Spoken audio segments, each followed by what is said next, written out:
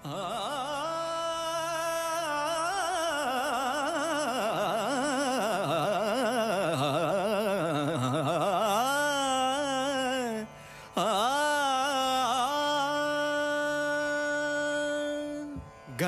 गरज आज मेघ घनन घनन छायोरी, दमक दमक चमके बिजुरी, कहत है ऋतुराज आयोरी।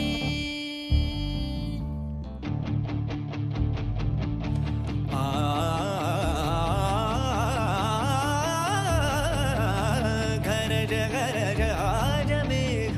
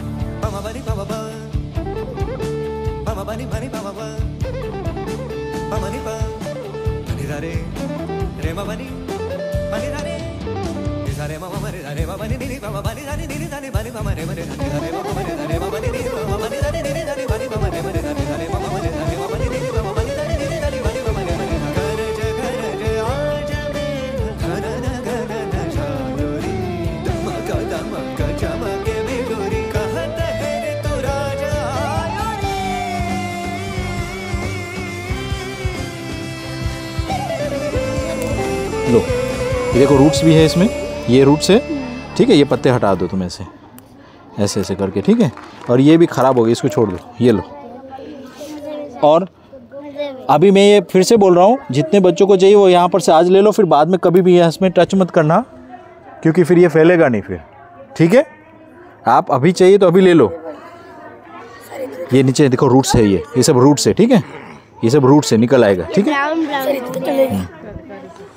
चलेगा ना। लो पत्ते निकाल देना एक एक करके। हाँ सबको मिल गए चाहिए।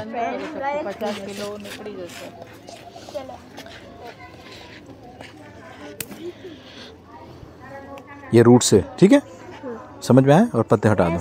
लो ये सारे ना। हाँ यहाँ से मत निकालना, यहाँ से निकालोगे ना तो ये भी खराब हो जाएगा। यहाँ पर इधर से पत्ते हटा, अम्ब्रेला हटानी है पत्ते की, ठीक है। चलो अभी अब कोई टच नहीं करेगा प्लीज, ठीक है। हम चले आगे। इतने छोटे सब उसको भी हटा दो।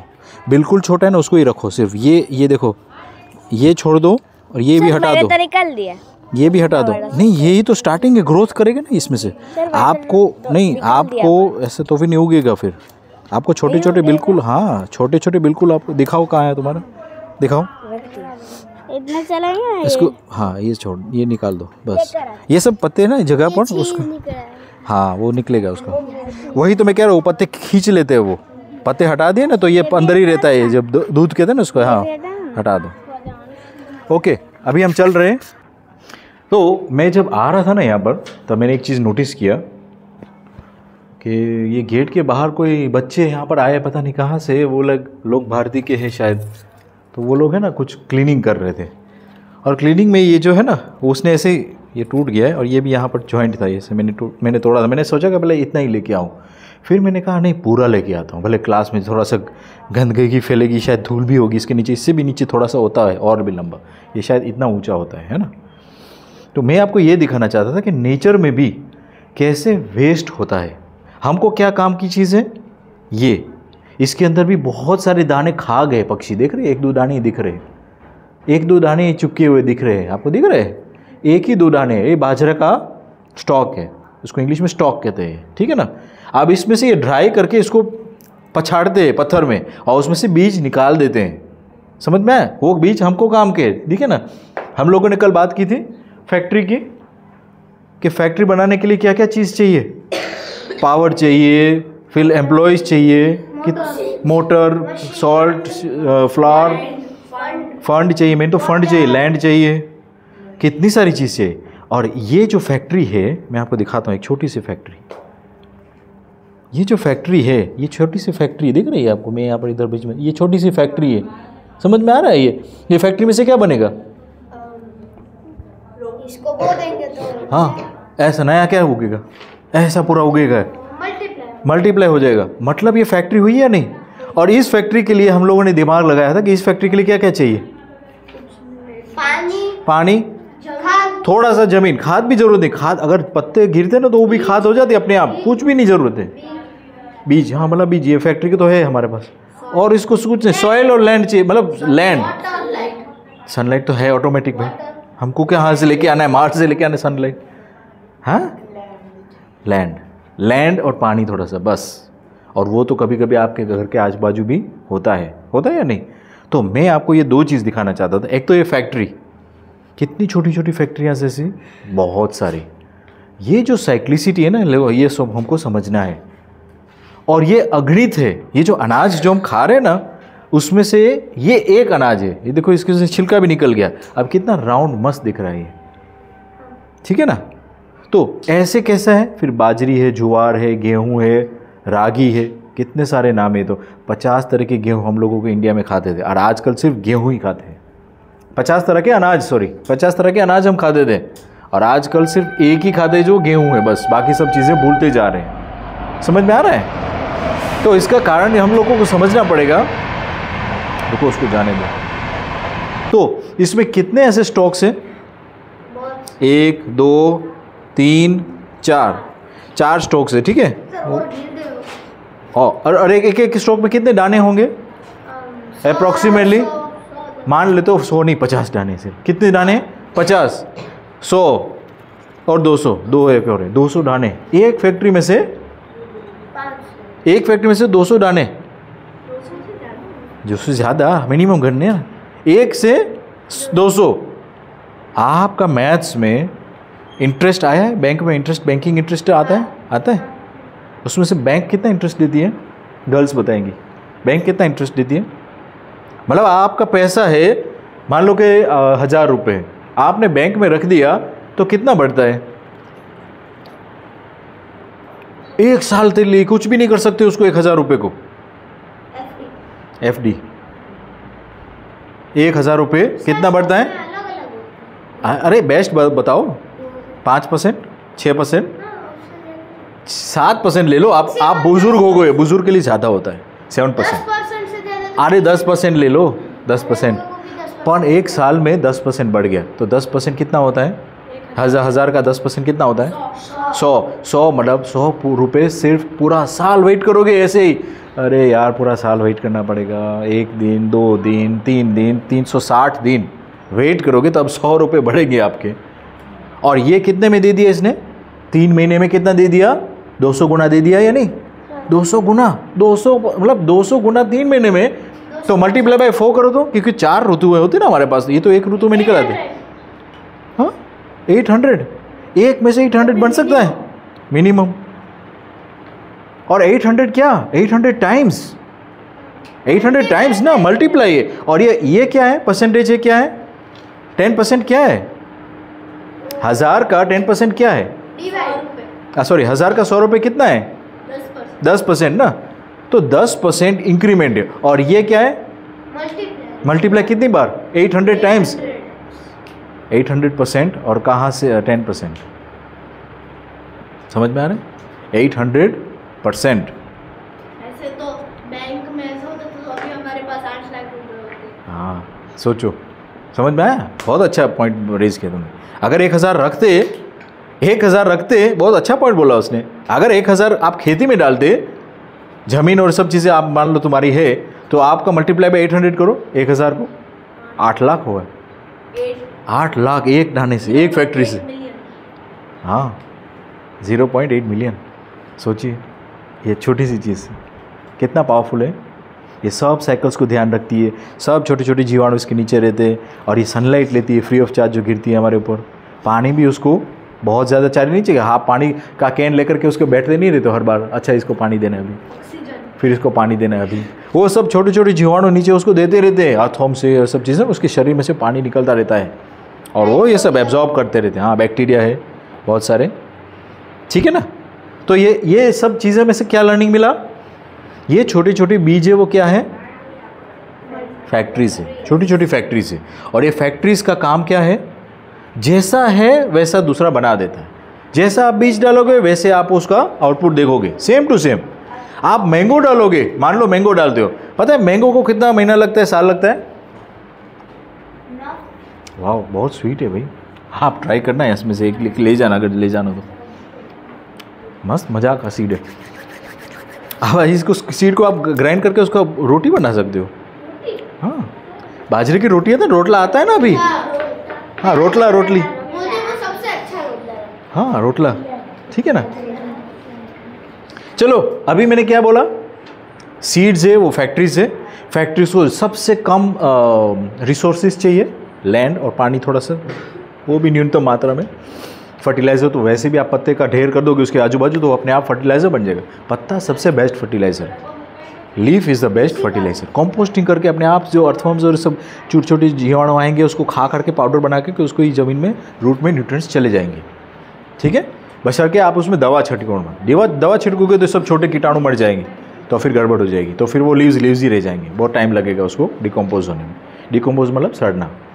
तो ये सब चीज़ें साइकिल में चल रही है कि आपने इतना बड़ा स्ट्रोक उग करके निकला। अच्छा, इसमें से वेस्ट क्या है, ये पूरा उग रहा है, वेस्ट क्या है इसमें, ये पूरा वेस्ट है। मान लो कि हम लोगों ने डंठिया सब निकाल दी, ठीक है, फिर जो बचा है वो क्या है, ग्रीन कलर का। इसमें वेस्ट तो कुछ भी नहीं है। हाँ, क्यों वेस्ट कुछ नहीं है, वो तो फर्टिलाइजर लग जाएगा, फर्टिलाइजर बन जाएगा, खुराक बन जाएगा गाय के लिए। हाँ। गाय के लिए खुराक बन जाएगा, गाय के लिए दूध मस्त निकलेगा इसमें से। समझ में आ रहा है प्रकृति ने कैसे, प्रकृति ने कैसे बनाया है। आपका हक जो है, आपका हर एक का हक कितना है, इतना ही है। ये किसका हक है, जानवरों का हक है। समझ में आ गया। अगर ये लॉ हम लोग फॉलो करें सब लोग दुनिया में, तो कितना इजी लोग सॉल्व हो जाएगा। सब लोग गाय रख पाएंगे, सब लोगों को गाय को चारा देकर आने के लिए जरूरत भी नहीं है, वो पैसा देते कि चारा देते हैं वो सब। और ये सब लोग क्या करते हैं, ये सब कटिंग करके इसको जला देते हैं। यही तो गड़बड़ हो रही है, समझ के बिना हम लोग कर रहे हैं सब। और नहीं तो क्या। ये कितना मस्त खाना है गाय के लिए। इसको तो देख करके, इसको देख के गाय में भी पेट में घुर होती, कितना मस्त खाना है इसको।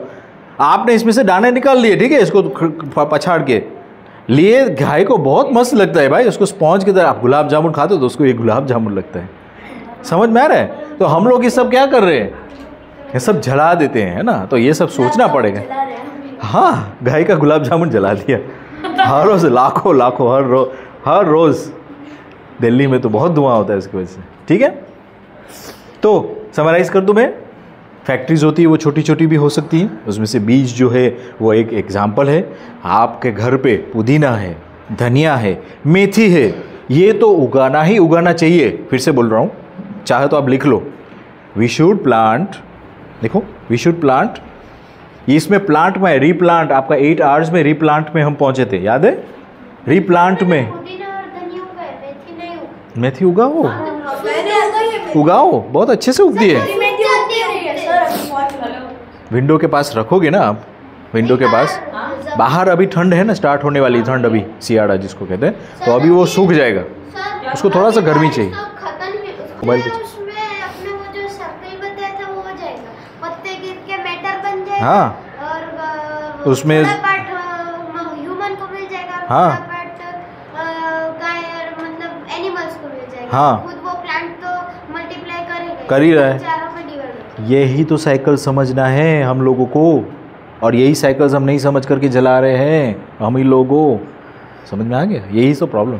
We should replant coriander, fenugreek seeds. Fenugreek का स्पेलिंग अब बहुत लंबा होगा, मेथी को मेथी लिख लो, METHI, मेथी। वी शुड रीप्लांट कोरिएंडर या धनिया, फिर मेथी या फेनुइक सीड्स। और कौन सा मैंने बोला था, तुलसी का भी कर सकते हैं, बट छोटे छोटे पॉट में आपको अगर उगाना है। पर तुलसी का लीव्स क्या किस में उपयोग करो, चाय की पत्ती में ना, पुदीना, यस, तुलसी उगाओ। लेमन ग्रास पता है आपको, यहाँ उगता भी होगा कहीं लेमन ग्रास। स्मेल आती लेमन जैसी, नहीं लंबे लंबे होते, घास जैसी दिखता है, टी में डालते हैं। हाँ, लंबे लंबे घास जैसे होते हैं, वो भी आप घर पे उगा सकते हो। ये सब चीज़ें घर पे उगाओ। हाँ, उसमें से पता है बहुत सारे निकलते हैं, इतना झुंड हो जाता है उसमें से एक निकालते रहोगे ना तो उसमें से और निकलता है फटाफट। ऐसे प्लांट्स होते जैसे हैं। कि आलू, हाँ। गाजर, वो Onion, ऑनियन, हाँ, garlic। हाँ गार्लिक होता है वो भी उगाता है, ठीक है। जो ये हाँ उसका जो वाइट कलर का होता है उसको उगा दो, एक पीस होता है ना उसमें से उगाएगा गार्लिक। गार्लिक का एक पीस। हाँ एक पीस होता है ना गार्लिक का, कवर के साथ, कवर निकाला हुआ नहीं, कवर के साथ उसको ग्राउंड में डाल दो, ठीक है ना, उसमें से प्लांट उगाएगा पूरा मस्त। और फिर बारिश होगी उससे वो थोड़ा पानी डालो वो बढ़ता जाएगा, इतना बड़ा हो जाएगा, फिर नीचे गांठें हो जाएगी, इससे बहुत सारी दूसरी आ जाएगी गार्लिक बड़ी सी, उसका सीजन होता है। एक्चुअली अभी प्लांटिंग स्टार्ट कर दी है ऑलरेडी गार्लिक का लोगों ने, आप भी उसमें कर सकते हो, गार्लिक जिसको खाते हैं वो लोग उगा सकते हैं, डुंगरी भी उगा सकते हैं घर पे। नहीं पूरा जो डुंगरी है पूरा कंप्लीट, उसको सीधा ऐसे जहाँ वो वायर जैसे दिखता है वो रूट पार्ट है, वो उसको नीचे रख दो और जो उसको ढक दो। तो हम जैन क्या करें? क्या हम जैन पोटैटो, आपको क्या करना है? हाँ कोरिएंडर करो, धनिया करो, पुदीना करो, और फिर फ्लावर्स उगाओ, फ्लावर्स। मैरीगोल्ड पता है ना, मैरीगोल्ड येलो कलर का, ऑरेंज कलर का, उसका भी करो। हाँ गलगोटा करो, आपको घर के फ्लावर्स यूज़ हो जाएंगे पूजा के लिए जो भी है। उगाओ, और घर पे भी सब चीज़ें करना है। ओके 10 मिनट में। हाँ यहाँ पर ही तो उग रहा है, स्वीट पोटैटो था वो, मैंने देखा था यहाँ पर, ये स्वीट पोटैटो है। चलो हम लोग जाएंगे तब याद कराना, मैं आपको दिखाऊंगा। यहाँ स्वीट पोटैटो उग रहा है, इसके हाँ उसके नीचे से निकालेंगे, शायद निकलेगा भी स्वीट पोटैटो, पतली सी निकलेगी स्वीट पोटैटो, इतना पतला सा। उसको टाइम चाहिए, 6 महीने चाहिए। उगते कैसे? उसकी डंडी ले जाओ, उग जाएगा उसमें से। सर आपने कहा था कि आप फ्लावर्स कैसे उगते हैं सर? भी डाल सकते हैं और उससे भी उग सकता है। क्या? पोटैटो पूरा उगा दो, पोटैटो के प्लांट्स में से वो जो आँख होती है ना, उसको कहते हैं आँख, कहते हैं उसको, ऐसे निकलता है पोटैटो से अंदर से वाइट कलर का कुछ, वहाँ उसको कटिंग करके उसको उगा दो तो उगाएगा। शकरकंद, शकरी गाजर, वो भी यहाँ पर उग रहा है भाई, आप लोग को नहीं यही तो प्रॉब्लम है बच्चों के, जैसे आप मॉल जैसे बच्चे हो गए, सब कुछ चीज़ें मॉल से ही मरती है। आपके आगे के गार्डन में ही बनाओ तो फिर आपको पता लगेगा, पत्ता देख करके मेरे को पता लगेगा कि शकरकंद है, क्योंकि मैंने पहचान लिया है। आपको पहचानना है चीज़ों को, सब चीज़ें आपके आग के सामने उग रही है। जस्ट ये आगे बाहर है, जस्ट। हाँ चलो हम लोग जाएंगे अभी थोड़ी देर में, तब हम आपको वहाँ से घूम करके निकलेंगे, और वहाँ से आप लोग उसमें से कटिंग करके आप उसमें से दिखेंगे वो स्वीट पोटैटो कैसे फैलता है, पता है? जैसे क्रॉलर है, क्रॉल करता है वो, तो वो टेनिया में रूट, टेनिया में पत्तियाँ रूट ऐसे करके करके जाता है। तो वहाँ पर भी कहीं से भी कटिंग कर लोगे ना, तो कहीं पर भी डालोगे उगाएगा वहाँ से। हाँ बहुत फैलता रहता है, नीचे क्रॉलिंग करता रहता है जगह जगह, ठीक है। अब तो मॉल में जैसे कि रिलायंस, जियो मार्ट, हाँ उन सब में सारे वेजिटेबल्स और fruits हाँ मिलते हैं। मिल रहे हैं। मैं ये पूछ रहा हूँ, पर वो दवाई वाले होते हैं। हाँ वही तो मैं ये पूछ रहा हूँ, आपके आँख के नीचे कोई भी चीज़ उग रही है तो वो सही होगी, या कोई और बना रहा है पैसे कम निकाल करके, कम पैसे में दाम में सबसे सस्ता निकाल रहा है, वो बेस्ट होगा? क्या बेस्ट होगा? सही जो उगा रहे हैं। आपके आँख के सामने होगा, सही होगा। हाँ। तो फिर क्या दिमाग लगाना? भी होती है सर। और भी फ्रोज़न भी होती है, सही बात। आलू वो कोल्ड स्टोरेज में डालते हैं, वो क्या अच्छी बात है क्या? आलू आपके घर पे उगती है, आपके पास एक टायर की जगह तो है ही। हम आलू को ऐसे निकाल कर फ्रेश खाना। फ्रेश कितना, बहुत अच्छे से, आपको कुकिंग टाइम भी कम लगता है फ्रेश में, पता है? जब आप घर पे कोई भी चीज़ उगाते हो, मीठे होते हैं, शकरकंद जैसे होते हैं वो। आलू भी अच्छे होते हैं और कुकिंग टाइम कम होता है। आपके घर पे एक दाल का झाड़ उगाओगे ना, दाल, तुअर दाल होती है, उसका एक बीज लगाओगे ना, तो वो इतना बड़ा हो जाएगा। उसमें से आप, जैसे कि आज दाल की सब्जी खानी है, ठीक है, तो उसमें से आपने 15-20 उसकी मटर की जैसी वो फलियाँ हुई थी, उसको निकाल के आपने फोल्ड दिया और आपने दाल पका दी। कितना ईजी है, बजाय कि आप मॉल जाओ और ये सब चीज़ें लेके आओ। लेकिन वो सब सीड्स कहाँ से मिलते हैं सर? तुअर के सीड्स ये मिलते हैं, उसमें वो कंप्लीट होना चाहिए। तो वो कंप्लीट, ये जो आपके पास है वो स्प्लिट होता है, उसमें तो हाँ अंक वो निकल जाता है। कंप्लीट होना चाहिए सीड, वो मिलते हैं सीड। वैसे कोई वाड़ी में या खेडूत के पास कनेक्शन हो ना, दाल किसके घर पे है वाड़ी में उग रही है? तुअर दाल उग रही है ना, तो सीड लेके आओ, मैम को दो सीड। तुअर दाल पता है ना क्या होता है? मटर जैसा दिखता है, थोड़ा सा दबा हुआ होता है। हाँ हाँ मटर जैसा का, हाँ मटर जैसा दिखता है, थोड़ा दबा हुआ आता है, थोड़ा सा फ्लैट होता है, थोड़ा सा फ्लैट, और वही स्प्लिट करते हो, तुअर दाल कहते हैं उसको, ठीक है ना। वैसे कहते कितनी सारी दाल है, मसूर की दाल, तुअर की दाल। हाँ, ये है बाजरी कहते हैं ना, बाजरो। ठीक, चलो अब हम लोग चलेंगे वहाँ पर। पहले 5 मिनट में ये शकरकंद तो ढूंढ लेते हैं हम कि क्या है शकरकंद, और उसमें से उसकी रूट स्ट्रक्चर देखेंगे, ठीक है। ये रहा भाई शकरकंद ही तो है, देखो ये रहा शकरकंद। तुम रिकॉर्डिंग करना सही से। हाँ, ये रहा शकरकंद है, ये देखो तो।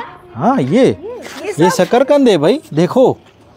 कौन है कैमरा वाला, जाओ तो वहाँ पर देखो तो, कौन कैमरामैन वहाँ जाओ तो, देखो ये शकरकंद है, ये देखो शकरकंद है। घास फूस है वो जंगली वाला। अरे यार शकरकंद है, देखना है। गाजर देखना है, हैं? गाजर देखना है। सर कोई अकेला उसको निकाला।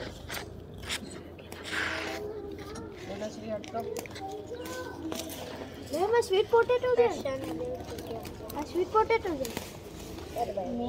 ये क्या है, देखो ये स्वीट पोटैटो, देखो ये स्वीट पोटैटो है। फिर दूसरा, अरे यार ये शकरकंद है, छोटा सा। हाँ, ढंग से हाँ, बड़ा हुआ नहीं। हाँ तो सर बाकी कर रहे ना, तो फिर बड़ा हो जाएगा, फिर देखो। मैं इसलिए निकाल रहा हूँ, वापस बो दूंगा इसको, चिंता मत करो। ये बहुत छोटा है अभी भी। हो जाएगा। हाँ हो जाएगा। अब जिसको चाहिए ना वो यहाँ से लेके जा सकते हैं। ये जिसको चाहिए वो घर पे लेके जाना। ये शकरकंद है ना, पकड़ो इसको, वापस बो देते हैं। ये जो चीज़ है ना, आप लोगों को करना है। ये मैं क्या कर रहा हूँ अभी, रीप्लांटिंग क्या कर रहा हूँ, हो रही है, देखिए रीप्लांटिंग।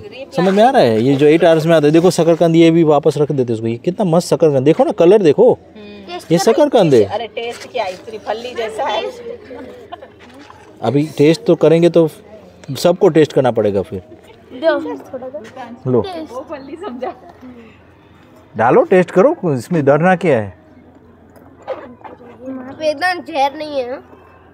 आ रहा है कुछ टेस्ट, ऐसा लग रहा है आलू जैसा लग रहा है। आलू ही है, शकरकंद, स्वीट पोटैटो है भाई। आपने देखा, इसमें देखा कैसे करता है वो, देखो इतना सारा रूट बनाता है, फिर एक उसमें से बीच में, देखो दूसरा, ये देखो देखो देखो देखो, ये दूसरा शकरकंद है, दिख रहा है।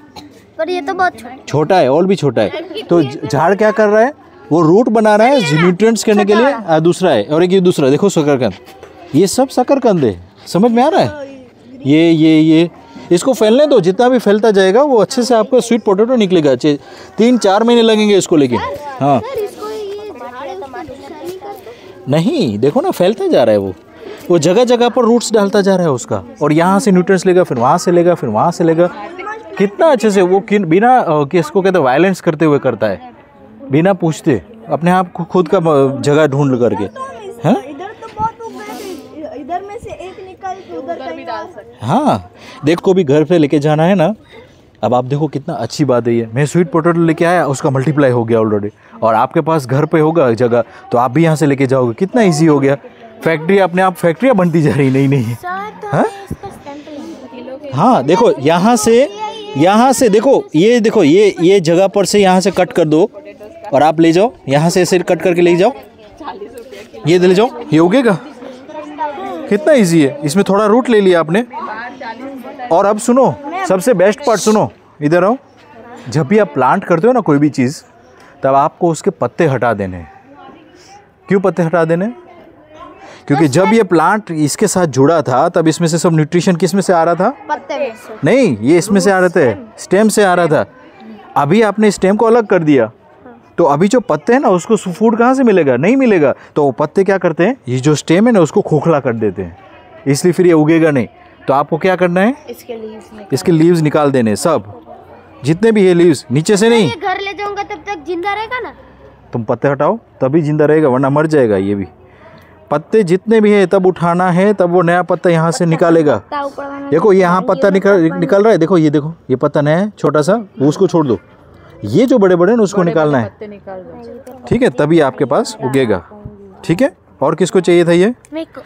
लो ले जाओ इसको, पत्ते हटा दो, ये उगेगा। ये शकरकंद है। सर ये पूरा सिद्धि, इधर से तेरे घर तोड़ना है पे ना? जगह है पत्ते हटाना है, पत्ते को सिर्फ जो है जो अम्ब्रेला है ना, अम्ब्रेला उसकी अम्ब्रेला का जो पार्ट है वो ले लेना हम। और यहाँ पर क्या कर रहे हैं हम, कंपोस्टिंग भी कर रहे हैं साथ में, ठीक है, खाद खाद बना दी, ठीक है। सोचिए कितना अच्छे से फैल गया है बारिश की वजह से। अच्छा गार्डनर को क्या कहना, उसको कहना कि और फैला दे, किरा को है ना, और भी ये थोड़ा सा बड़ा कर दे, हाँ, तो उसमें खुद अपने आप बढ़ता जाएगा ये शकरकंद। यहाँ तक कर दे तो भी चलेगा, मस्त सबके लिए शकरकंद हो जाएगी, है ना, क्योंकि पानी जो है ना यहाँ तक आएगा, फिर तो वो गीला वहाँ तक रहेगा। ये फैल ही रहा है, देखो यहाँ तक आ गया है। इतना छोटे है वो रहने दो ना। देखो ये फैल ही रहा है, ठीक है, अभी पकड़ लेगा वो। सर अब ठीक है। हाँ चलो अभी हम चलें। ये जो तरीका है ना स्टफ़ को बेचने का, मतलब आपको पहले तो कमज़ोर फील कराना है। उसका काम क्या है, मार्केट का काम क्या है, आपको अपने आप को कमज़ोर फील करवाएगा, फिर कहेगा कि तुमको ख़रीदना पड़ेगा कोई चीज़, और ख़रीद करके तुम बड़ा अपने आप को बड़ा महसूस करोगे, ठीक है ना। तो यही मार्केट का काम है, तो यही स्टोरी हम लोग आज देखेंगे, ठीक है।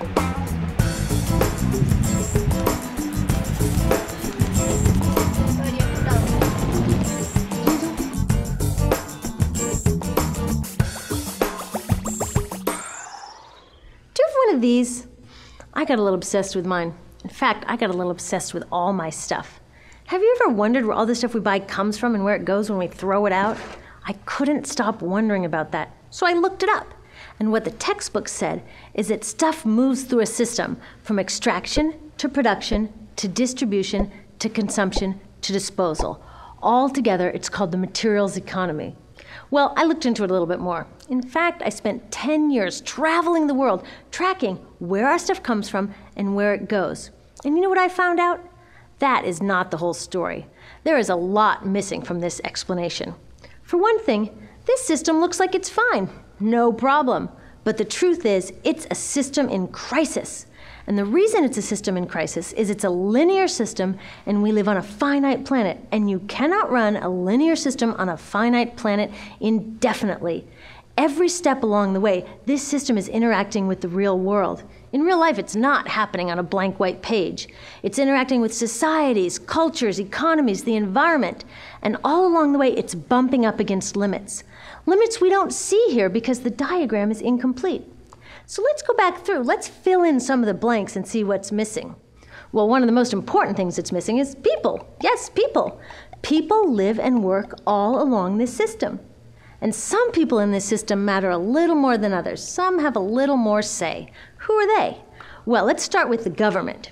Now, my friends tell me I should use a tank to symbolize the government, and that's true in many countries and increasingly in our own. After all, more than 50% of our federal tax money is now going to the military. But I'm using a person to symbolize the government because I hold true to the vision and values the government should be of the people, by the people, for the people. It's the government's job to watch out for us, to take care of us. That's their job. Then along came the corporation. Now, the reason the corporation looks bigger than the government is that the corporation is bigger than the government. Of the 100 largest economies on Earth now, 51 are corporations. And as the corporation has grown in size and power, we've seen a little change in the government where they're a little more concerned in making sure everything's working out for those guys than for us. तो कौन ध्यान रख रहा है? Government सरकार जो है वो सरकार खुद का फ्यूचर सेव करने के लिए जिसका वजन ज्यादा है उसकी सेवा। और वजन ज़्यादा किसका है? बहुत बड़ी बड़ी बड़ी कंपनियों का एग्जांपल आपको लेना चाहिए नाम, या आपको पता है? पता है ना, या बोल दो एक दो?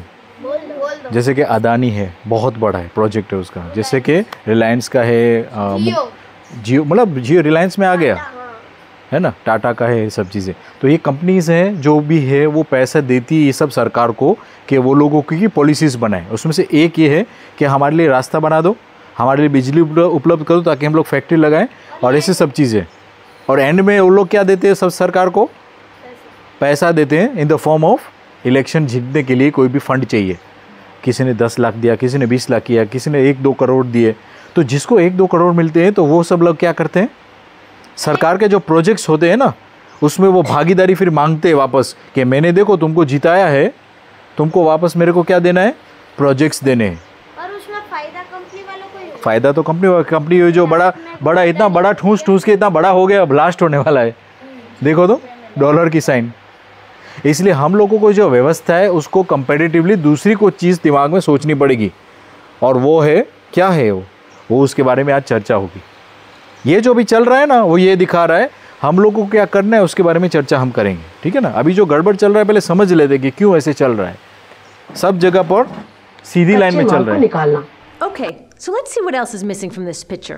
We'll start with extraction, which is a fancy word for natural resource exploitation, which is a fancy word for trashing the planet. What this looks like is we chop down the trees, we blow up mountains to get the metals inside, we use up all the water, and we wipe out the animals. So ये समझ में आया? पेड़ों को क्या करते हैं? हाँ हाँ, मतलब एक चीज़ जो है मैटर वर्ल्ड जो है उसमें मैटर में क्या क्या आता है? ये रिवर आ गई, माउंटेन आ गया, ये मैटर में आता है। ट्रीज़ वो है, वो प्राण अवस्था है, मतलब वो जो प्लांट सांस लेती है वो उसमें ट्रीज़ आता है। और जीव अवस्था, जीव मतलब जो एनिमल्स है, ये देखो एनिमल्स है, यहाँ पर इसके अंदर भी फिश होगी, ये जीव अवस्था। ये तीनों अवस्था ये दिख रही है आपको यहाँ पर सामने। उसमें मानव आकर के क्या कर रहा है? मार दे रहे हैं। इसको तो पूरा उड़ा दिया। ये तो इतना फनी लगा, लेकिन हाँ ये सब साइकिल में चल रहा है, अच्छे से मस्त चल रहा है या नहीं। रिवर फ्लो हो रही है, माउंटेन अपने आप छोटे छोटे से तरह से बढ़ता जा रहा है, उसके ऊपर फॉरेस्ट आता जा रहा है स्लोली। और क्या हो रहा है? प्लांट्स जो मल्टीप्लाई होते जा रहे हैं। अभी हम लोगों ने जो आपने अभी कटिंग किया शकरकंदा, जो उसके आपने स्टेम्स ले गए सब लोग, आप लोगों ने क्या किया? रीप्लांटिंग करेंगे ना उसको जा करके, तो आपने उसकी जो कार्यक्रम है उसमें आपने सहयोग किया। उसका कार्यक्रम क्या है? मल्टीप्लाई होना। वो ऑलरेडी हो रहा है उसकी तरफ से, उसके हिसाब से वो छोटी मात्रा में अच्छे से फैल रहा है, और अच्छे से आपको फ्रूट भी देने वाला है 3-4 महीने में। तो उस कार्यक्रम में हम लोगों ने सहयोग करके हम लोग अभी कटिंग्स को कहाँ ले जा रहे हैं? घर पे, और घर पे भी उसको लैंड दे करके उसके ही कार्यक्रम को कंटिन्यू कर रहे हैं। तो ये जो कार्यक्रम है वो हमने उसका सहायता की। समझ में आया? तो हम लोग अलग लोग हैं, दूसरे लोग जो नॉर्मल लोग हैं वो भी उसकी अलगता है। उसकी अलगता क्या है? तो माउंटेन को टॉप को जैसे उड़ा दिया, पूरा आपने देखा ऐसे आइसक्रीम कोन की तरह उड़ा दिया, इतना टन का पूरा ऊपर वोल्केनो। यही तो कर रहे हैं हम। जगह पर आप जाओगे ना तो माउंटेन्स को तोड़ के उसमें से सब चीज़ों को हटा करके, पत्थर ले करके, सब कुछ चीज़ें ले करके उसको ऐसे बेकार मतलब माउंटेन छोड़ देते हैं। अच्छा, ये जब माउंटेन ऐसे टूट जाता है या उसमें से सब वो खोद दिया, ये आपको पता है क्या काम करता है? इतना बड़ा माउंटेन था, इसका वज़न क्या होता है पता है? हज़ारों टन होता है। हज़ारों टन होता है। और वो आप मलबा उठा करके ब्लास्ट करके उसमें से वो डालते हो एक्सप्लोसिव, उसको ब्लास्ट करते हो और फिर उसकी चट्टाने को निकाल के मलबा को निकाल के वहाँ से रास्ते बनाते हो जो भी। तो वो इतना माउंटेन कितना वज़न का था? मैंने बोला thousands of tons, thousands and thousands, मतलब मल्टीपल थाउजेंड्स का टन्स का माउंटेन वहाँ से उठा लिया। तो वहाँ की ज़मीन जो है वो चादर की तरह होती है, उसमें जगह जगह पर माउंटेन्स होते। तो वो माउंटेन क्या काम करते हैं? ज़मीन को दबा के स्ट्रेट रखते हैं। जब आप माउंटेन वहाँ से निकाल देते हो, जब वज़न निकाल देते हो, तो ज़मीन फिर से क्या होने लग जाएगी? भूकंप, और फैलने लग जाएगी।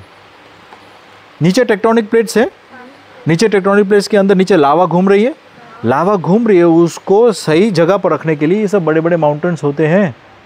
कपड़े उड़ते हैं, आपके कपड़े हवा में उड़ते हैं, उड़ने के लिए, पकड़ने के लिए कौन काम करता है? क्लिप्स। तो ये सब क्लिप्स से, समझ में आ रहा है? ये सब क्लिप्स का काम कर रही है। हवा चल रही है, मतलब लावा चल रहा है, नीचे चल रहा है या नहीं? और ऊपर से जो है वो हवा, वातावरण में हवा कहेंगे हम, लेकिन जो कपड़े को पकड़ के रखता है वो क्लोथिंग पैक्स होती है ना, वो पैक्स कहते हैं उसको। तो ये पैक्स है छोटी छोटी, मतलब बड़ी बड़ी हज़ारों टन की पैक्स है। हमारी जियोमैग्नेटिक फील्ड को ही हार्म पहुंचा रहे हैं ना। उसको दूसरी तरीके से पहुंचा रहे हैं हम, गर्मी करके, धुआं करके। नहीं, हमने माउंटेन को काटा, हाँ, पेड़ का हुआ, हाँ, नीचे का फ्लो डिस्टर्ब हुआ, हाँ, तो जियोमैग्नेटिक फील्ड नीचे का फ्लो जो है ना वो सेम टू सेम रहता है। ऊपर की उसकी जो पतली सी चादर जो है, जिसके ऊपर हम लोग जी रहे, वो ऐसे इधर उधर मूवमेंट करने लग जाएगी। जियोमैग्नेटिक फील्ड वैसे ही क्या वैसा रहेगा, पर टेक्टोनिक प्लेट से वो शिफ्ट होने लग जाएगी बिना समझे।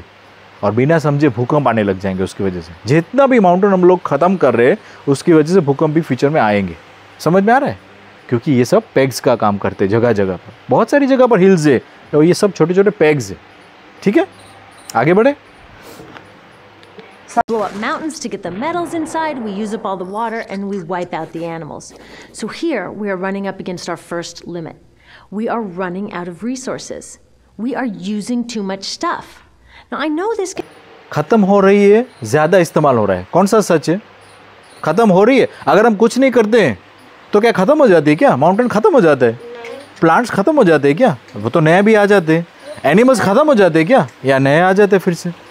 तो हम लोग ज़्यादा उसकी साइकिल जो है ना 1-2 साल 5 साल उससे ज़्यादा हम लोग उसको काट दे रहे। 1 महीने में ख़त्म कर दिया, फॉरेस्ट को डिफॉरेस्ट कर दिया 1 महीने के अंदर। अब आप एक बार झाड़ को गिरा दोगे तो फिर आदमी तो कुछ नहीं कर पाएगा। तो साउथ में एक ऐसा प्लॉट था जिसमें बहुत सारा कीमत का प्लॉट था और बहुत सारा लोगों का पैसा लगा था उसमें, पर उसमें उन लोगों को कुछ मॉल या पता नहीं कुछ बनाना था, कमर्शियल कुछ बनाना था, रेजिडेंशियल पार्क ऐसा कुछ। तो उस चक्कर में सरकार ने कहा कि हाँ चलो गिरा दो सब ट्रीज़, पर हमारे जैसे लोगों ने वहाँ पर रोक दिया उसको कि नहीं, यहाँ पर ट्रीज़ है, ये फॉरेस्ट है, ये बहुत अच्छा काम कर रहे हैं, हमारी लंग्स है, इसको नहीं करना है।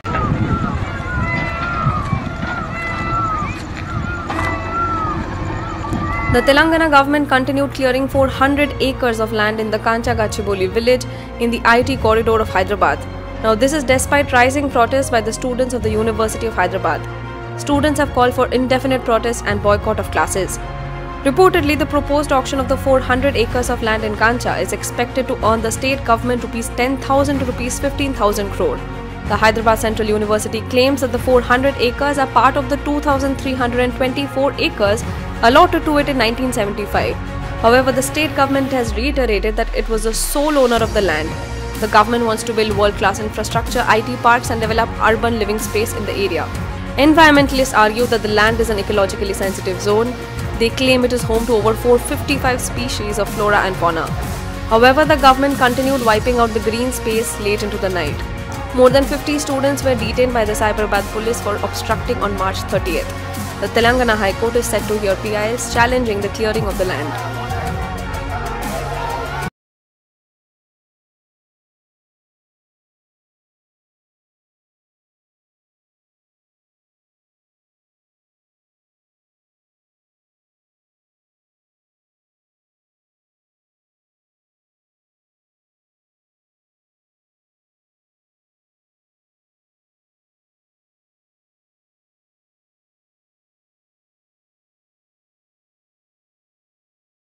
Be hard to hear, but it's the truth, so we've got to deal with it.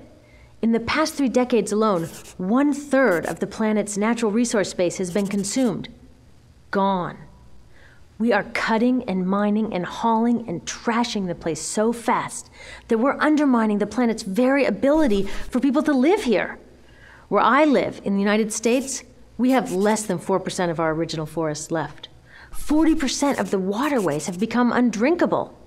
And our problem is not just that we're using too much stuff, but we're using more than our share. We have 5% of the world's population, but we're using 30% of the world's resources and creating 30% of the world's waste. ये कितनी बड़ी बात है। हम लोगों को होना है अमेरिका जैसा विकसित, और अमेरिका जैसे होने में 40% से पानी उसका ख़राब हो गया है। 4% ही फॉरेस्ट रहा है, वो तो फॉरेस्ट 40% पानी उसका ख़राब हो गया, 4% फॉरेस्ट बचा है, 96% फॉरेस्ट उड़ा दिया उन लोगों ने। और हम लोगों को अमेरिका को फॉलो करना है। समझ में आ रहा है क्या प्रॉब्लम हो रहा है? विकसित मान रहे हैं हम लोग उन लोगों को। कोई वहाँ से आता है, वहाँ से वहाँ पर से यहाँ पर आता है तो हम लोग उसको बड़ा मान लेते हैं। हम लोग जहाँ पर है वो सबसे बेस्ट जगह है। उसका प्रूफ क्या है पता है? जितना भी यहाँ पर सामान उगता है ना और बनता है, खास करके कपास से लेकर के जूट से लेकर के जितनी भी अच्छी आइटम्स है वो यहाँ से एक्सपोर्ट होती है और बाहर चली जाती है। हाँ, ड्रैगन फ्रूट, दाड़म जितना भी है वो सब एक्सपोर्ट हो रहा है, पता है आपको? यहाँ से सीधा पोर्ट में जाता है सीधा अच्छा माल, और जो ख़राब थोड़ा छोटे माल होता है, रिजेक्ट माल होता है, वो यहाँ पर रह जाता है। और आपको लगता है कि यहाँ पर बहुत सारा सामान उगता नहीं है, लेकिन ऐसा नहीं है। मैंगो के सीज़न में इतना सारा मैंगो इस बार वहाँ पर गया है दुबई। बहुत सारे लोग वहाँ पर एंजॉय कर रहे हैं मैंगो। और हम लोग लगता है कि यार इंडिया में कुछ नहीं यार, दुबई जाते घूमने के लिए यार। भाई यहाँ से ही सब सामान जा रहा है वहाँ पर, खाने पीने से लेकर के कपड़ा के लेकर।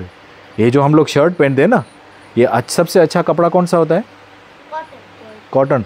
उसमें सबसे अच्छा धागा वीविंग करना वाला, उसका कार्यक्रम कौन करता है पता है यहाँ पर? कच्छ कला पता है आपको क्या है? आप लोग गए हो कच्छ कला में? जाने जैसे है भाई। एक एक कपड़े के अंदर थ्रेड काउंट कर करके वीविंग करते हैं और इतना अच्छा डिज़ाइन बनाते हैं कि आप शौक हो जाओगे कि इतना अच्छा काम हम लोग कच्छ में कर रहे हैं। LLDC भी है, सृजन, हाँ वो भी है। भुजोड़ी गए हो ना आप लोग? गए नहीं तो फिर आपने देखा नहीं कितना सामान बनाते वो, कितना अच्छा। अभी भी खमीर गए थे, खमीर तो बच्चों ने सीखा है कि कैसे करते हैं। तो फिर बहुत सारा वो सब सामान कहाँ जा रहा है? वो कहाँ, क्यों दुकान में क्यों नहीं दिख रहा है? वो सब बाहर जा रहा है, बहुत अच्छे से दाम में बिक रहा है वो। ठीक है, तो संसाधनों को हम लोग अगर यूज़ करेंगे तो कितनी पृथ्वी चाहिए?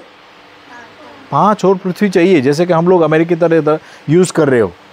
और अगर हम लोग जैसे हमारे हिसाब से सही से काम कर रहे, सब चीज़ों को रिसाइकल कर रहे, रीयूज़ कर रहे, रिड्यूस कर रहे, तो हम लोगों को एक पृथ्वी को क्या और भी लोग होंगे तो भी चलेगा, एक ही पृथ्वी में। समझ में आ रहा है? तो प्रॉब्लम कहाँ है? साइकिल्स को ना समझने में प्रॉब्लम है। सर हम अमेरिका जैसे हो जाएंगे तो या तो 1/5 पब्लिक चाहिए होगी, हाँ, या तो मल्टीप्लाइड बाय 5 रिसोर्स पृथ्वी चाहिए। हाँ, पृथ्वी इन शॉर्ट, जो कि पॉसिबल नहीं है। 1/5 पॉपुलेशन करोगे तो क्या दूसरे को मार दोगे, उड़ा दोगे? वो तो अलाइव है ना, क्या करोगे? तो वो भी पॉसिबल नहीं है। तो क्या करना है? समझ लेना है। तीसरा क्या विकल्प है? एक तो विकल्प ये कि आपको पृथ्वी 5 ढूंढ के लेके आओ, दूसरी 4। दूसरा विकल्प ये कि 5 गुना कम कर दो लोग, 4 गुना मतलब कम कर दो, एक 1/5 ही रहे। एक तीसरा विकल्प है जो आपका पॉसिबल है, समझदार होना। तो ये हम लोग क्या कर रहे हैं अभी यहाँ पर बैठ करके समझ ले रहे है ना। अच्छा, एक और बात बता दो आपको, हर बार जब आपको मन करता है कि मेरे को मोबाइल में कुछ रील देखना है ना, आप एक काम करना, उस टाइम पे आपको तुरंत माइंड में लाइट हो जानी चाहिए कि नहीं, हमको हमारे पास पृथ्वी 4 नहीं है, कितनी है पृथ्वी? 1 है, और उसमें सही काम करने के लिए हम लोग को दिमाग लगाना है। तो आइडियाज़ करो, आइडियाज़ को लिखने का काम करो। कहाँ पता कब पता आप लोगों को आइडियाज़ लिखिए अभी, फ्यूचर में वो उसका बहुत सारा मीनिंग निकले, बहुत सारी फैक्ट्रीज आप उसकी लगा सकते हो और बहुत सारा आपका नाम भी हो। वो सही काम करने के लिए फैक्ट्री में क्या प्रॉब्लम है? जैसे कि सही काम करना है उसके लिए आप फैक्ट्री लगाओ तो उसमें क्या प्रॉब्लम है? कोई प्रॉब्लम नहीं है। ठीक है ना। मान लो कि मैं यहाँ पर आता हूँ, कैसे आता हूँ? बाइक से आता हूँ, इलेक्ट्रिक बाइक से आता हूँ ना। कभी कभी मैं गाड़ी से भी आता हूँ। आपने लोगों ने मेरी गाड़ी देखी है? ब्लैक कलर की है गाड़ी, जेस्ट है, टाटा जेस्ट। जिसने भी देखी है वो ने देखी होगी। तो वो तो पेट्रोल चलता है उसमें, और वो पेट्रोल तो 40 मिलियन पहले ईयर्स बना है। और मैं जब भी यहाँ पर आता हूँ तो मेरी वाइफ के साथ 2 जन आते, तब हमें गाड़ी लेके आता हूँ। मैं अकेला आता हूँ तो स्कूटर पे आता हूँ। तो 2 जन आते तब 2 जन गाड़ी से आते। तो शालिनी जो है मेरी मिसेस, तो उसको इतना खबड़ खाबड़ रास्ते में से वो हम लोग स्कूटर में नहीं आते, एक्सीडेंट भी हो सकता है 2 जन होते। तो प्रोटेक्शन के लिए, सिक्योरिटी के लिए हम लोग गाड़ी का इस्तेमाल करते, तो वो ओके है। जब आप एक बड़ा काम कर रहे हो तब ये छोटे छोटे प्रॉब्लम्स जो है उसको आप बाईपास कर सकते हो। समझ में आ गया मैं क्या कह रहा हूँ? पर काम आपका क्या होना चाहिए? पूरे मानव जात को समझ करके कि उसका क्या सॉल्यूशन होगा, ना कि मेरे खुशी के लिए। पूरी मानव जात इसमें खुश होगी या नहीं, तब वो कार्यक्रम करेंगे, तब वो सही काम आपका गिना जाएगा। ठीक, अच्छी बात लगी आपको? चलो आगे बढ़े हम। My country's response to this limitation is simply to go take somebody else's. This is the third world, which some would say is another word for our stuff that somehow got on somebody else's land. So what does that look like? The same thing, trashing the place. आपने देखा क्या हुआ? America में सब संसाधन चले गए तो वो लोग अफ्रीका में चले गए। आपने देखा? देखो मैं रिवाइंड करता हूँ, देखो ध्यान से देखना। मेरे देश अमेरिका ने इसका इलाज निकाला है कि जाकर किसी और के संसाधनों का हिस्सा ले ले, यानी विकासशील देशों का। कुछ कहेंगे कि यह दूसरे देशों के संसाधनों पर अधिकार जमाने का एक घुमा फिरा वाला तरीका है। यही बात कूड़ा पैदा करने पर भी लागू होती है। देखा आपने क्या हुआ? पूरा ग्लोब घूम गया, मतलब अमेरिका नहीं दूसरी जगह पर गए और वहाँ पर झंडा गाड़ दिया अमेरिका का, और फिर वहाँ पर भी खत्म। ये सब कार्यक्रम चल रहे हैं। आईफोन जो है वो कहाँ बन रहा था पहले? कौन सी फैक्ट्री में? कहाँ पर थी फैक्ट्री? एप्पल की कहाँ पर? चाइना में। पहला चाइना में था। अभी एप्पल का फ़ोन कहाँ बन रहा है? अमेरिका में नहीं है, इंडिया में बन रहा है। ये सब आपको लग रहा है ना कि हमारे साथ नहीं हो रहा है, वो ऑलरेडी हो रहा है। इसने क्या बोला? हमारा नदी, हमारा पेड़ पौधे, हमारा जो रिसोर्सेज, उसमें से वो लोग सामान बना के यहाँ से ही सब चीज़ें ले जा रहे हैं। और जो ले जा रहे हैं यहाँ पर वेस्ट जो रह जाता है उसका, मोबाइल फ़ोन बनाते तो उसमें वेस्ट तो होगा कुछ ना कुछ, वो कहाँ रह जा रहा है? इंडिया में ही रह जा रहा है। हाँ हाँ, उसमें अमेरिका का, हाँ चाइना ने किया था, यू लॉस हो रहा था, इसलिए आईफोन का पूरा बिजनेस चला गया उसके पास। यही सब चल रहा है, समझ नहीं है, इसलिए ये सब चल रहा है प्रॉब्लम। हम लोगों को भी ये सब शामिल होना है या नहीं, ये समझना है, इसलिए मैं आपको ये दिखा रहा हूँ। ये ऑलरेडी हो रहा है, हम लोगों को उसमें शामिल बचना है। 75% of global fisheries now are fished at or beyond capacity. 80% of the planet's original forests are gone. In the Amazon alone, we're losing 2,000 trees a minute. That is 7 football fields a minute. ये समझ रहे? हर 2 minute में कितना football field? 1 minute में 2000। इसका मतलब जगह कितनी? फुटबॉल फील्ड देखा ना, फुटबॉल खेलते हैं वो लोग, ऐसे कितने फुटबॉल फील्ड थे? आप ये याद रखते जाओ, हर मिनट पे ये चल रहा है भाई। 7 फुटबॉल फील्ड। फुटबॉल का खेलने का जो मैदान होता है ना, शायद इस एरिया में जहाँ पर भी आपका स्कूल है ना, प्रयास स्कूल, वो एक फुटबॉल फील्ड जितना है। छोटा है, मतलब गिन लो, एक प्रयास स्कूल। ऐसे 7 प्रयास स्कूल की जगह पर आप लोगों ने वो फेर भी दिया, वो क्या कहते हैं, चेन सॉ। इतना ट्रीज को कटिंग हो रहा है, ठीक है। In the Amazon alone, we're losing 2,000 trees a minute. That is 7 football fields a minute. And what about the people who live here? Well, according to these guys, they don't own these resources, even if they've been living there for generations. They don't own the means of production, and they're not buying a lot of stuff. And in this system, if you don't own or buy a lot of stuff, you don't have value. समझ में आया? आदिवासी लोग जो होते हैं वो कुछ खरीदते नहीं है, उसको तो पास तो सब कुछ व्यवस्था है, लेकिन क्योंकि वो खरीदते नहीं है तो वो उसकी कीमत भी नहीं करते हैं। मतलब आदमी जैसा आदमी है या औरत जैसा औरत है, लेकिन उसकी कोई कीमत नहीं है क्योंकि वो कुछ खरीदते ही नहीं है। वो आदिवासी गिने जाते हैं, बैकवर्ड गिने जाते हैं, और उसके ऊपर एक्स लगा दिया। देखो, तो अब कच्चा माल प्रोडक्शन के लिए जाता है। मतलब वो जो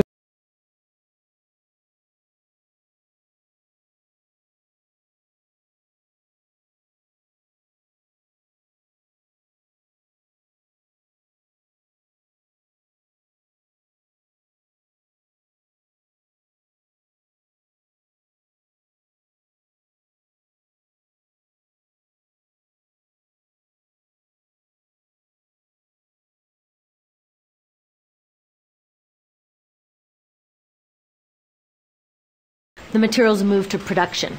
And what happens there is we use energy to mix toxic chemicals in with the natural resources to make toxic contaminated products. There are over 100,000 synthetic chemicals in use in commerce today. Only a handful of them have even been tested for health impacts, and none have been tested for synergistic health impacts. That means when they interact with all the other chemicals we're exposed to every day. So we don't know the full impact on health and the environment of all these toxic chemicals, but we do know one thing. Toxics in, toxics out. As long as we keep putting toxics into our industrial production systems, we're going to keep getting toxics in the stuff that we bring into our homes and workplaces and schools, and our bodies. Like BFRs, brominated flame retardants, they're a chemical that make things more fireproof, but they are super toxic. They're a neurotoxin. That means toxic to the brain. What are we even doing using a chemical like this? Yet we put it in our computers, our appliances, couches, mattresses, even some pillows.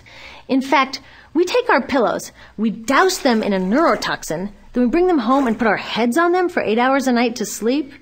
Now, I don't know, but it seems to me in this country with so much potential, we could think of a better way to stop our heads from catching on fire at night. देख रहे हो, मतलब तकिया आग ना पकड़ ले, तकिया में तो रूह होता है, अब रूह आग पकड़ लेता है, तो वो आग ना पकड़ ले उसलिए केमिकल में डुबोते हैं उसको। ताकि वो फायर ना पकड़ ले। फिर उसको कहते तुम इसके ऊपर सो जाओ, तो अभी वो तकलीफ़ नहीं होगी उसको। हैं, हम लोगों को लगता है कि हम लोग मॉल पे जाकर के तकिया लेके आते हैं, वो तकिया के अंदर केमिकल्स होते हैं। इसलिए आज भी जो है कपास से बना हुआ चीज़ जो है, जो ओरिजिनल चीज़ें हैं, वो भूल करके हम लोग फाइबर में जा रहे हैं, और फाइबर में ये सब केमिकल्स से डूबे हुए चीज़ें होती है। सब जानकारी आपको थी या नहीं? पहले आपको पता था ये पिलो के अंदर ऐसे केमिकल होते हैं? हाँ, जब हम लोग मॉल में जाते तब कपड़े की जगह पर जाते तो एक अलग तरह की स्मेल आती है, आती है, रबर जैसी आती है, कुछ अलग ही हो जाती है स्मेल। चप्पल जूते की जगह पर जाते तो और भी तीसरी स्मेल आती है। ये सब केमिकल्स होते हैं, इसकी स्मेल आती है। वो जो पेंट होता है ना, ऑयल पेंट, उसके जैसी स्मेल। हाँ बस, ठीक है ना। तो ये सब समझना है कि ये केमिकल्स है। What is the food at the top of the food chain with the highest level of many toxic contaminants? Human breast milk.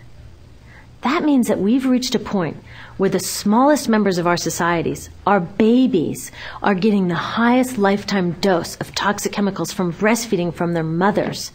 Is that not an incredible violation? Breastfeeding must be the most fundamental human act of nurturing. It should be sacred and safe. Now, breastfeeding is still best, and mothers should definitely keep breastfeeding, but we should protect it. They should protect it. I thought they were looking out for us. And of course, the people who bear the biggest brunt of these toxic chemicals are the factory workers, many of whom are women of reproductive age. They're working with reproductive toxins, carcinogens, and more. Now, I ask you, what kind of woman of reproductive age would work in a job exposed to reproductive toxins except for a woman with no other option? And that's one of the beauties of this system. The erosion of local environments and economies here ensures a constant supply of people with no other option.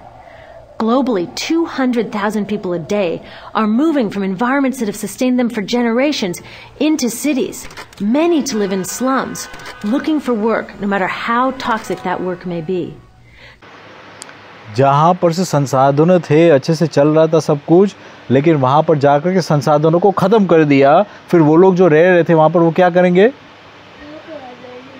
वो उसके पास सामान नहीं है अभी, क्योंकि वो सब सामान फॉरेस्ट से ख़त्म कर दिया। तो वो लोग मजबूरन क्या करते, फिर शहर में आते, झोपड़पट्टी में रहते और फिर वहाँ पर नौकरी करते हैं। ये कार्यक्रम है, समझ में आ रहा है? इतने सारे लोग मुंबई, दिल्ली के स्लम्स में, जो आप लोग कहते हैं ना कि यार इतना कितने झोपड़पट्टी में कितने लोग कहाँ से आते रहते, ये सब आदिवासी लोग जो है वो पैसे के चक्कर में आ जाते हैं शहर में। इसलिए हम लोगों को सब कुछ चीज़ों को देखना पड़ेगा डेप्थ से। कोई भी चीज़ का तिरस्कार करना का, कोई भी चीज़ का वो कहना कि यार ये लोग कहाँ से आए, इतना पूरा गालियाँ देना इन लोगों को, बहुत ट्रैफिक में डिस्टर्ब कर रहे हैं ये लोग, ये सब लोग क्या होते हैं, उसकी बहुत मजबूरी होती है। अमुक लोग जो होते हैं वो तो होते चोर होते हैं, पर अमुक लोग सही में ऐसे आदिवासी जगह से आते रहते हैं। बहुत बड़ी बात है ना ये। इसका सोल्यूशन क्या है? पृथ्वी में जैसे संसाधनें हैं, जहाँ पर है उसको छोड़ करके आपको सही चक्र जो है वो पूरा समझना पड़ेगा, नेचर का, नेचर की साइकिल्स को समझना पड़ेगा। उसके बाद आप कोई भी प्रोडक्शन करो। पहली सबसे बेस्ट नेचर की साइकिल को समझने का तरीका क्या है? Planting a seed. क्या बोला मैंने? जितना भी नेचर की साइकिल है उसको समझने का सबसे बेस्ट और ईजीएस्ट तरीका, जो सबसे सस्ता भी है, वो प्लांटिंग अ सीड है।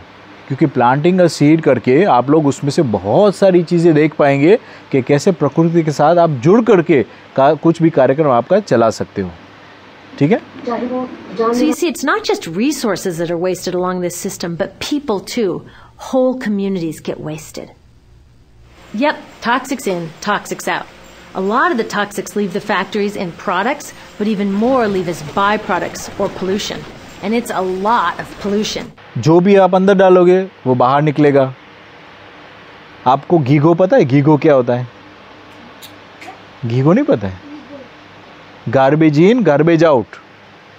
गार्बेज का मतलब कूड़ा, कुछ अभी कूड़ा अंदर डालोगे तो कूड़ा बाहर निकलेगा। गार्बेज इन, गार्बेज आउट, गीगो। ये गीगो का काम कर रहे हैं हम। समझ में आ रहा है? और उसकी जगह पर क्या काम करना चाहिए हमको?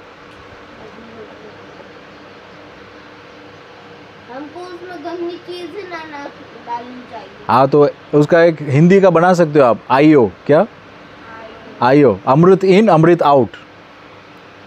क्या बोला मैंने? अमृत मतलब क्या? अमृत मतलब क्या, पहले ये बताओ। अमृत मतलब सही चीज़, सात्विक चीज़ है ना, उसको अमृत कहते हैं, जिसको आप खा करके आप पुष्ट पोषण आएगा आपके अंदर। समझ में आ रहा है? तो आपको आईओ के ऊपर काम करना चाहिए। आईओ का AIAO, आईओ या आई या आईओ। हाँ हाँ हाँ हाँ, उसका शॉर्ट फॉर्म मत बनाओ, सीधा पूरा का पूरा बोलो AIAO। आपको AIAO के ऊपर काम करना है। समझ में आ रहा है? लिखो तो बुक में, सब लोग बुक लेके आए तो लिख लो। गीगो का छोटा सा बोल सकते हो। हाँ। आईओ में प्रोनाउंसिएशन नहीं समझ हाँ, नहीं समझ में आएगा। AIAO, अमृत इन अमृत आउट, उसके ऊपर काम करना है। हाँ, उसके ऊपर काम करना है। फ्रॉम गीगो टू AIAO, ऐसे करना है काम हमारा। वहाँ से भी कुछ निकल रहा है नीचे, जो पाइप जैसा है। हाँ, वो वेस्ट निकल रहा है, नदियों में जा रहा है, दरिया में जा रहा है, हवा में से वो पोल्यूशन हो रहा है, ऊपर से प्रोडक्ट निकल रहा है, तो वो भी ऐसे केमिकल वाला। आप सोते हो उसमें 8 घंटे, केमिकल वाला पी लो, और अंदर जा रहा है, सब केमिकल्स जा रहा है। In the US, our industry admits to releasing over 4 billion pounds of toxic chemicals a year. And it's probably a lot more because that's only what they admit. So that's another limit because yuck, who wants to look at and smell 4 billion pounds of toxic chemicals a year? So what do? Move the dirty factories overseas, pollute someone else's land. But surprise, a lot of that pollution is coming right back at us, carried by wind currents. So what happens after all these natural resources are turned into products? Well, it moves here for distribution. Now, distribution means selling all the toxic contaminated junk as quickly as possible. The goal here is to keep the prices down, keep the people buying, and keep the inventory moving. How do they keep the prices down? Well, they don't pay the store workers very much, and they skimp on health insurance every time they can. It's all about externalizing the costs. What that means is that the real costs of making stuff aren't captured in the price. In other words, we aren't paying for the stuff we buy. I was thinking about this the other day. I was walking to work and I wanted to listen to the news, so I popped into a Radio Shack to buy a radio. I found this cute little green radio for $4.99.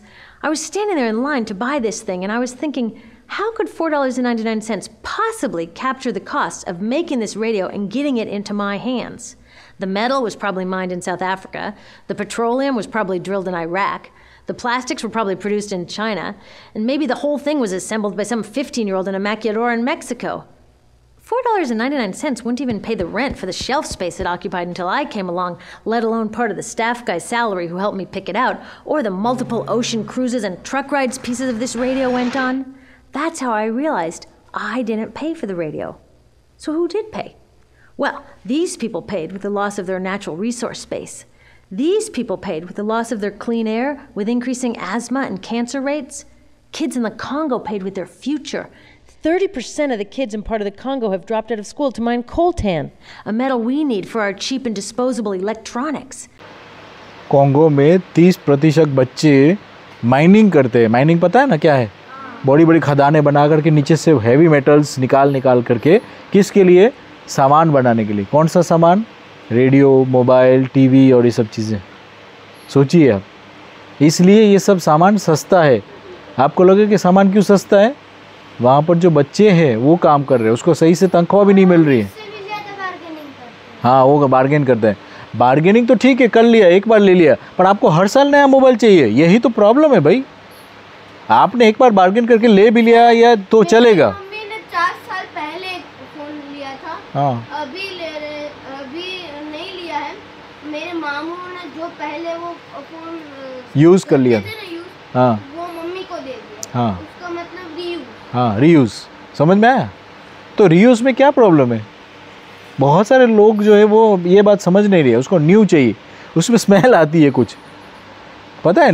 नई चीज़ लेते हो तो उसमें से कुछ smell आती है आपको, तो उसके दीवाने होते हैं लोग कि मेरे को न्यू प्रोडक्ट की स्मेल चाहिए। गाड़ी होती है ना, नई गाड़ी, फ्रेश गाड़ी, स्मेल आती है उसकी अलग से, तो वो लोग नई गाड़ी इसके लिए चाहिए। भाई वो केमिकल है यार।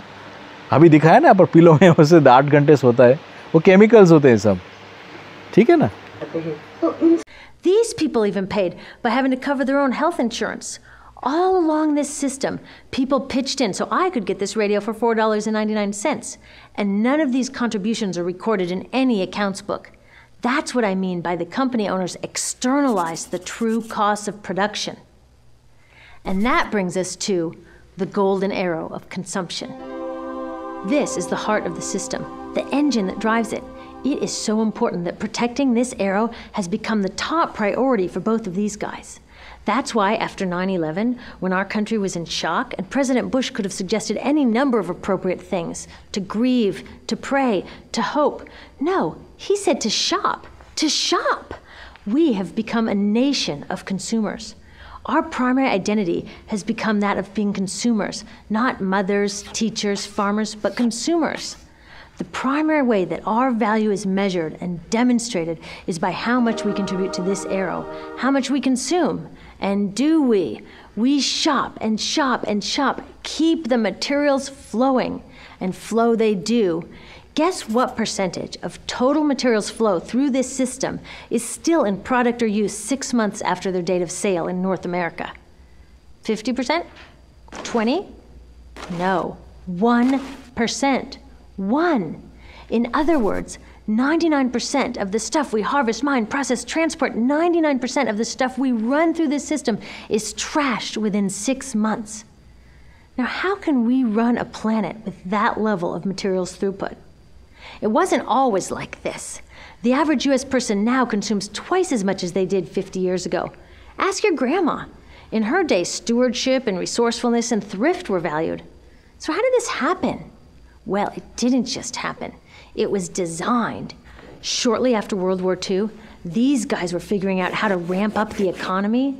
Retailing analyst Victor Lebeau articulated the solution that's become the norm for the whole system.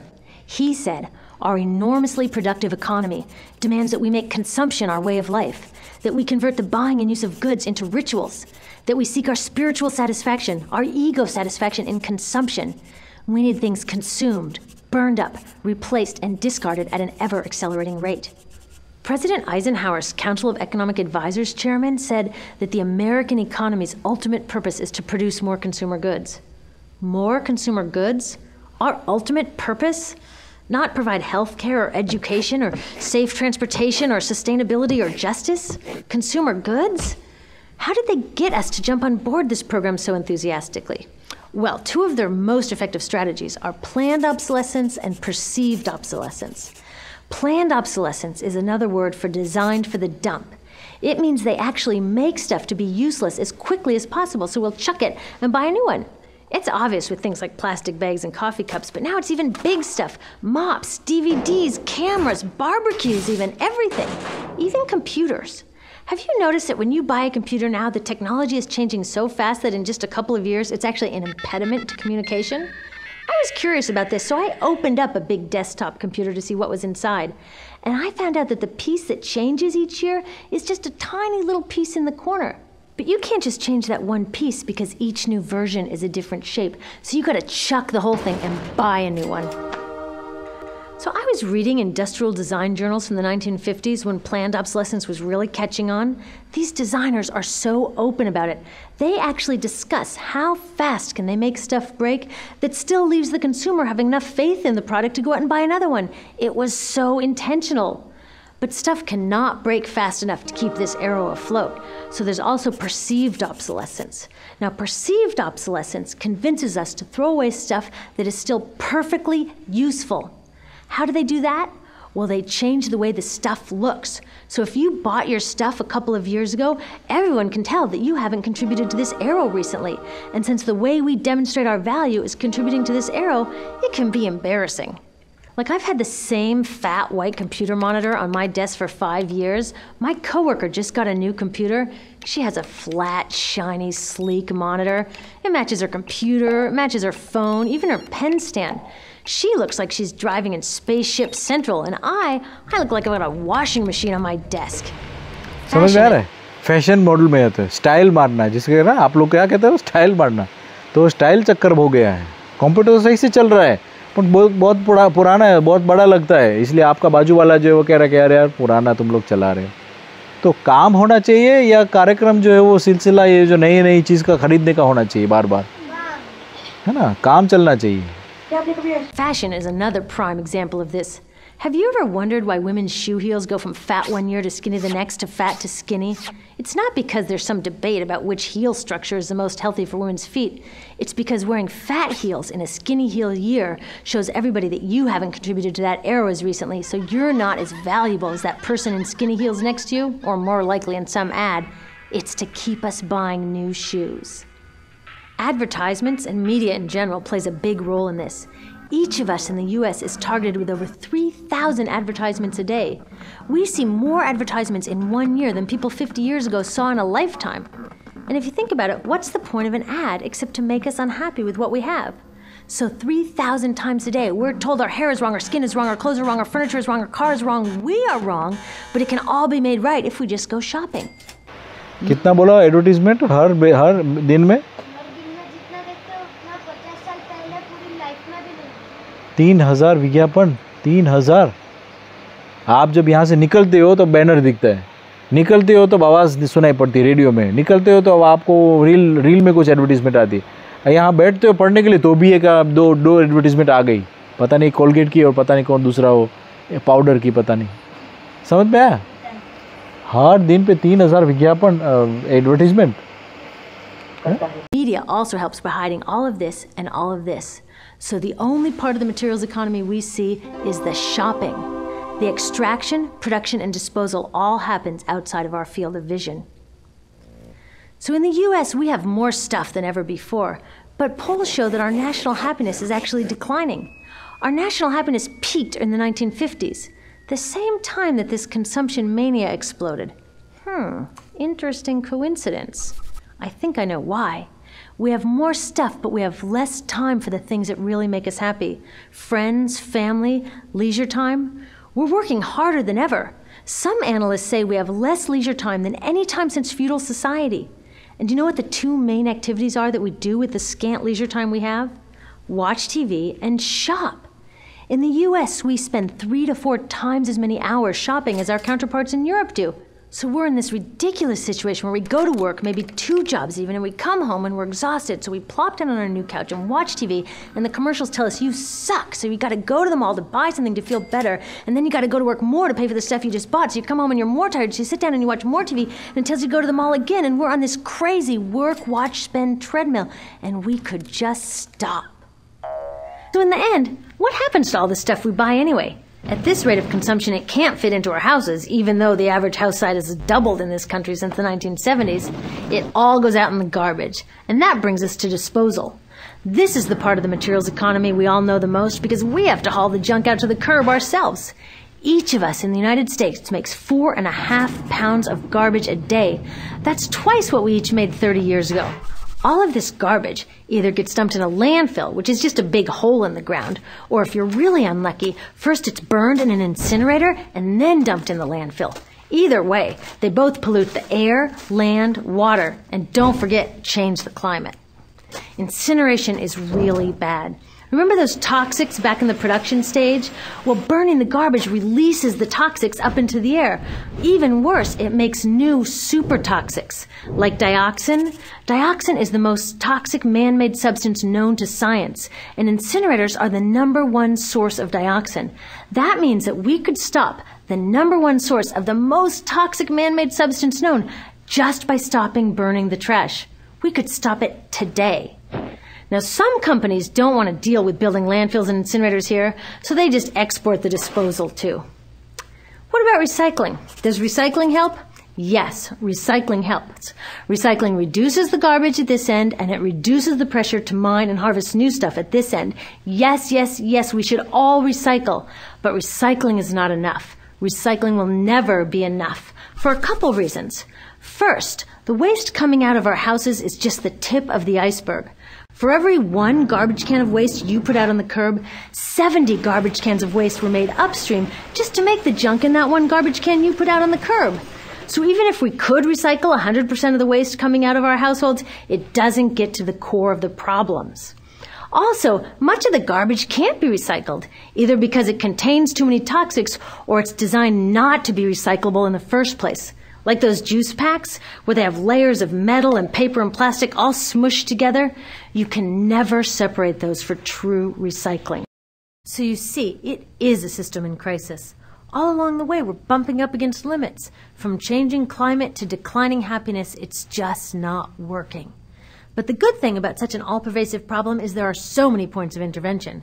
There are people working here on saving forests, here on clean production, labor rights, fair trade, conscious consuming, blocking landfills and incinerators, and very importantly, taking back our government, so that it really is by the people, for the people. All of this work is critically important, but things really start moving when we see the connections, when we see the big picture. When people all along this system get united, we can reclaim and transform this whole linear system into something new, a system that doesn't waste resources or people. You see, what we really need to chuck is that old school throwaway mindset. There's a new school of thinking about this stuff, and it's based on sustainability and equity. Things like green chemistry, zero waste, closed loop production, renewable energy, local living economies. It's already started. Some say it's unrealistic, too idealistic that it can't happen. I say the ones who are unrealistic are those who think that we can continue with the old way. They're dreaming. Remember, that old way didn't just happen. It wasn't like gravity that we just have to live with. People created it, and we're people too. So let's create something new. There's a lot of information on this website about groups doing incredible work. Click around, get involved.